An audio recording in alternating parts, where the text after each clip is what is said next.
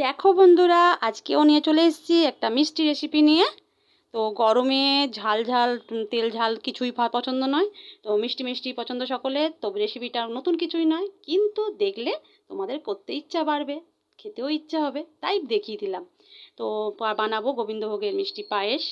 তো তার জন্য এখানে দুধ গরম করছি।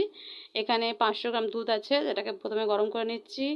আর এখানে চাল নিয়েছি, এই যে এই কাপের 2 কাপ চাল। আর এই যে দেখো, এই কাপটা সুতির খেলার কাপ।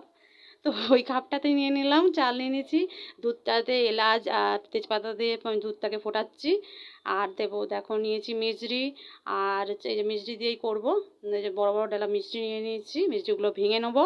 আর নিয়ে নিয়েছিলাম দুধ, গুঁড়ো দুধ। তো পায়েসটা তো রেসিপি পুরোটা দেখালাম, তোমরা তো জানো।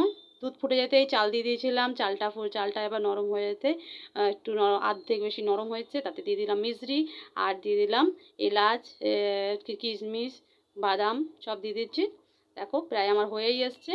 আর লাস্টে ঘন দুধ করার জন্য গুঁড়ো দুধ, এই যে গুঁড়ো দুধ দিয়ে দিয়েছিলাম। আলাদা করে বাটিতে তোলা ছিল, সেই গুঁড়ো দুধ মিশিয়ে দিয়েছি।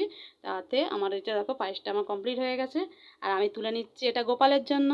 আমি এটা গোপালকে প্রথম দেবো প্রসাদ। তোমরা